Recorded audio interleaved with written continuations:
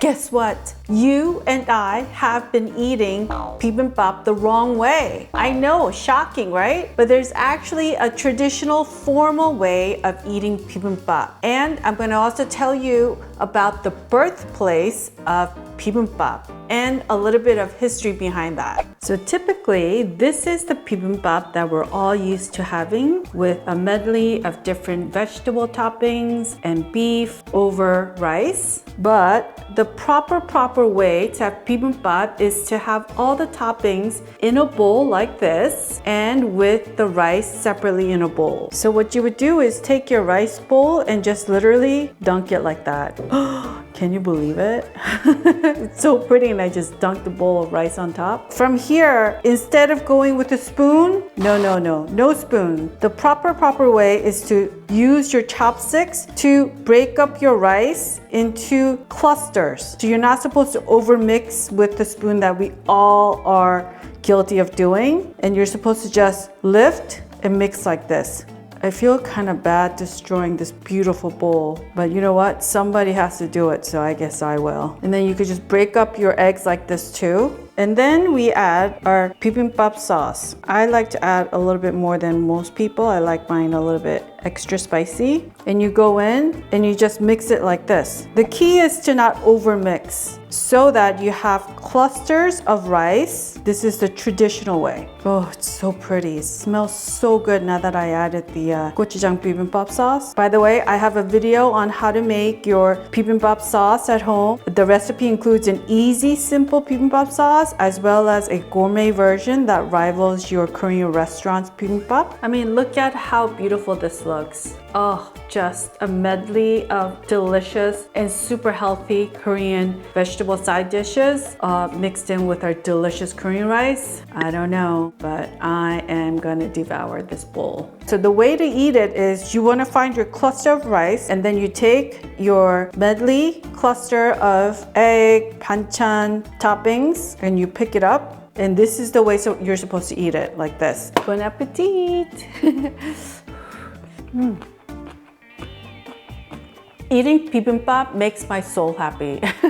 Like do a bibimbap dance happy. Make bibimbap at home. It doesn't have to be fancy. You can make it as easy way as possible. And I just did a video on how to make bibimbap using non-Korean vegetables. So no matter where you live, you can make it. And so enjoy it because it'll make your belly and soul happy. There's no Bibimbap Police out there. So use your spoon, eat it with a spoon and be happy. I'm just sharing with you a bit of knowledge behind bibimbap and how it's supposed to be eaten traditionally. And that's it. I almost forgot to introduce myself. This is Helen and welcome to Modern Pepper's vlog series where we review and discuss Korean foods, products, and much more. Hi everyone, this is Modern Pepper and welcome to Modern Pepper.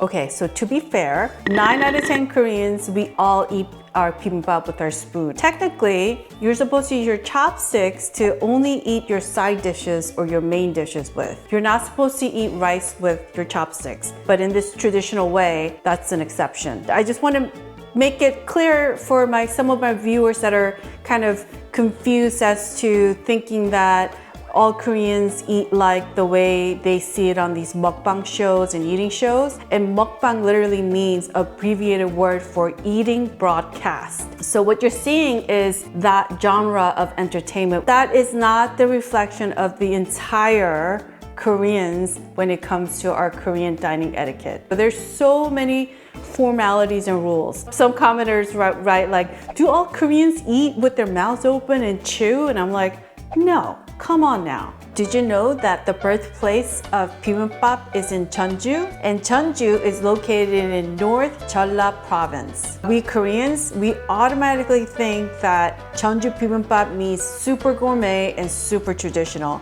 And that is true. There are many theories as to how and why Jeonju became the birthplace of bibimbap. Theory 1 is that Jeonju, dating back to our Joseon Dynasty, is where all the aristocrats and noblemen hung out. So they get to eat fancy food all the time. They say that for casual lunch, bibimbap came about, where it was served in a bowl with rice with stunning presentation of vegetables. Theory number 2 is that Jeonju is known for its prosperous farming of vegetables. And so when these farmers for lunch wanted to have a meal, instead of bringing all the side dishes for all the vegetables, sides that we normally eat with our meals, they just dumped all the vegetable side dishes into a bowl with rice and mixed it all up. That's how they ate it, as a bibimbap. What is clear from our historians is that both farmers and aristocrats and Joseon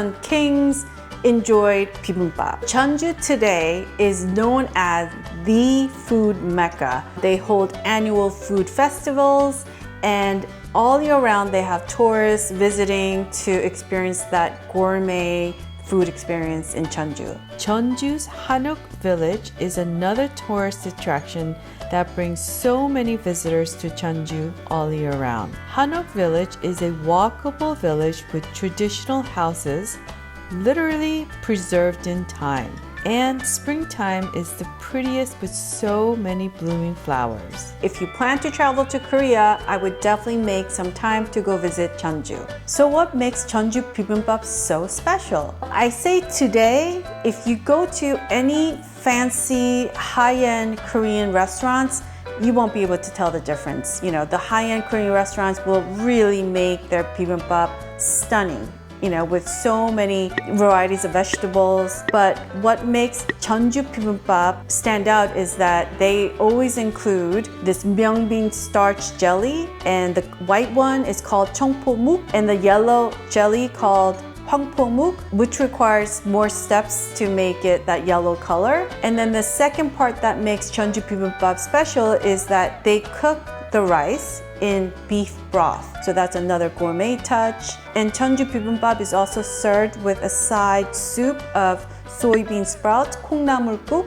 So if you happen to go to a very fancy gourmet Korean restaurant or a bibimbap restaurant in Jeonju, you'll usually find 3 types of bibimbap. One is the bibimbap served with really high quality cut of beef, raw, with a little bit of seasoning in it, and that's called yukke bibimbap. And then the other one is just your variety of bibimbap with cooked bulgogi. And the third is DolSot Bibimbap, sizzling bibimbap. I actually have a video on how to make sizzling bibimbap at home, so you could check it out, and it will be in my bibimbap playlist. Yeah, if you go there, you'll see all the recipes you need to make the toppings for your bibimbap at home. So check it out at youtube.com/modernpepper and click on that bibimbap playlist. So I want to thank you for watching today, and if you enjoyed today's vlog, I would kindly ask you to click on that thumbs up icon, because doing so supports my channel tremendously. So I want to thank you in advance. And if you did not subscribe yet, subscribe. 여러분, 오늘 재밌게 보셨으면 꼭 좋아하는 버튼과 구독 버튼도 꼭 눌러주세요.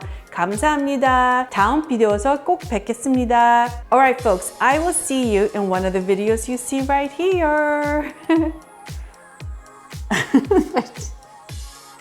Like mixed rice. Jeonju, dating back to, so that is,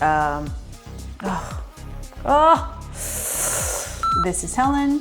No.